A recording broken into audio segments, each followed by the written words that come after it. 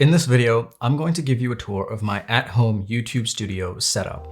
Now, the equipment I use isn't exactly cheap or for beginners. Of course, I did start off as a beginner and over time invested more into higher quality gear with the goal of improving the production quality of my videos. I'm Sohail. I make videos about tech, software, and gear to make your life easier. Even if you aren't a YouTuber, some of this equipment may still be useful to you if you enjoy photography, videography, or even vlogging. This video is not sponsored by any of these companies. It's simply to help you guys out, so I'll leave links in the description if you want to check anything out. So let me give you a quick studio tour and then we'll dive into each piece of equipment a little bit more in detail. My room isn't very big. It's about 3 meters by 3 meters. In the center, I've got my table, which I sit behind for my talking head shots, and I actually use the same tabletop for B-roll as well. I've got a small stool, which I bought off Amazon, a plant, and a floor lamp. It's a very simple backdrop at the moment, and I do want to improve it. So if you have any suggestions, drop them in the comments below. I then have the camera on a tripod at the front with a mic stand and a boom arm that brings the mic as close as possible to me. I also use the boom arm to take overhead shots when I need to. I then have a key light on my left and another fill light on my right. I then also have a camera trolley, which I use to store all my gear, and an external monitor to help set up my shots. Now let's start off with the camera.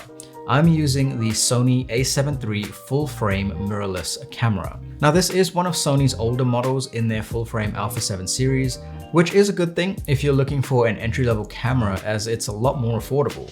It is in fact the cheapest in the A7 lineup. It has a 24.2 megapixel 35mm full frame sensor and can shoot in 4K up to 30 frames per second. Now for the types of videos I make, mostly talking head shots with some B-roll, these specs are generally enough. I will look at upgrading my camera in the future, but for now, it's doing a pretty good job. It has some really cool features like 5-axis in-body image stabilization and dual SD card slots. One thing I will say about this camera though that I have found is a big limitation is the screen. It's a touch LCD screen, but for some reason you can only tilt it upwards. You can't pull the screen out and rotate it to face the front when you're taking vlogging style shots or just setting up a shot in the studio. I've had to connect an external monitor while setting things up, which is a little bit annoying because I then have to disconnect the monitor when shooting in order for the eye tracking autofocus to work. Now maybe it is possible without disconnecting the monitor, but I just haven't figured it out yet. The Sony A7 III brand new goes for around $1,500 US. Now investing in a good camera body is a good start, but you also need a good lens.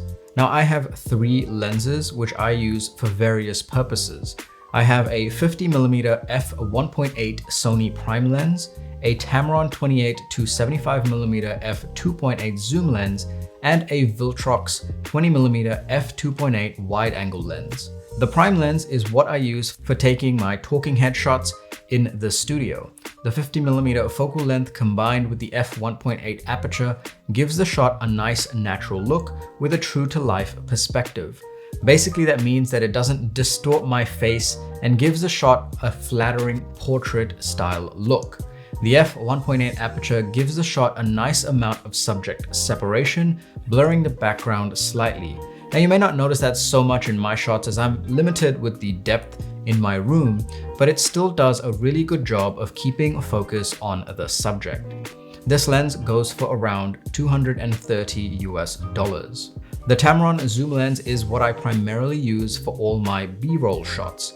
It is the most versatile lens among the 3, and if I had to pick just one, it would definitely be this one.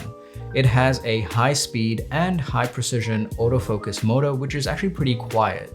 Now, this lens does do a really good job at capturing detail when I zoom right into a subject.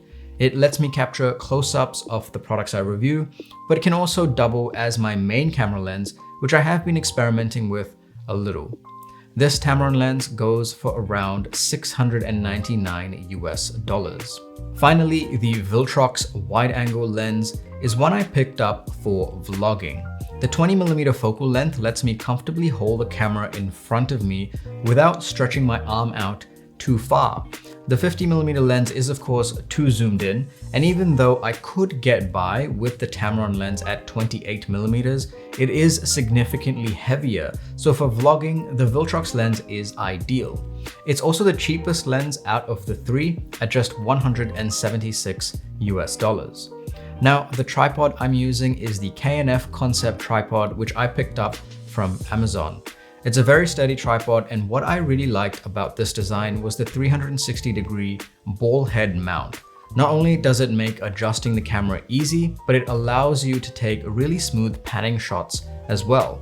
The other really cool feature of this tripod is that you can invert the mount, so if you need to take really low angle shots, say you're a wildlife photographer or a videographer, you've got pretty much unlimited versatility. There's also a hook for your backpack, and the added weight anchors the tripod down in case you're out on a windy day. Now, this tripod is available for around $40 US. I've also got a mini flexible tripod. Now, these are really good for vlogging as you can bend the legs into any shape that you want. So I can straighten them out to hold the camera out for vlogging, or I can bend them to place the camera down, or I can even wrap it around a pole if I really needed to. It's a great alternative if you don't want to carry around a full-sized tripod. This one is around $16 US. Now let's talk about my audio setup. I've got the Sony XLR K3M adapter connected to my Sony camera, and what this does is that it allows me to record digital audio from an XLR input directly onto my camera, so there's no need to sync up audio in post. I can also record via multiple inputs and adjust parameters like the gain and attenuation for each input. The mic that I'm using is a shotgun microphone that actually came with the Sony adapter kit, and I've just used an XLR extension cable to boom the mic above my shot so it's closer to my face. The stand and boom arm I'm using is by Neewer. It's a very sturdy, pretty versatile stand that can extend up to 3 meters or 10 feet. It comes with a boom arm and a counterweight so that I can balance a heavy camera if I needed to. You can also attach a hook to that end and add sandbags if you need some extra counterweight. This boom stand by Neewer is around $70 US. I'm learning that audio quality is arguably more important than video quality when it comes to providing the best experience for the viewer. Often people will still watch a video if the video quality is slightly poor, but they are less likely to compromise on audio quality.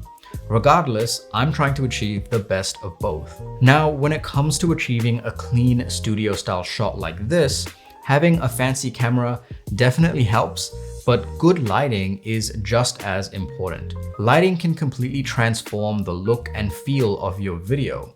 My main key light is the Amaran 100DS, which goes for around $160 US. Amaran makes a whole range of lights, but the real magic isn't actually the light itself. It's the softbox you pair with it. The softbox diffuses the light, softens the shadows, and gives you the smooth, flattering light on your face that you see most professional YouTube setups using. The light stand I'm using is again from Neewer. This one is a stainless steel light stand that can also extend up to 3 meters as well. I like to buy more heavy duty equipment, especially for heavy lights like this one, as buying a flimsy light stand just increases the risk of things falling over and getting damaged. So it's worth spending a little bit more to avoid that headache. In addition to a key light, I'm also using a fill light, which is just an RGB tube light from Nanlite. This fills in the right side of my face and just brightens things up a little. Now, in the background of my shot, I have a plant and a floor lamp from GoV. And there you have it. That's a quick tour of my current setup. Let me know in the comments below if you have any suggestions. I've left links to all of this equipment in the description. If you like this video, be sure to give it a thumbs up and subscribe for more.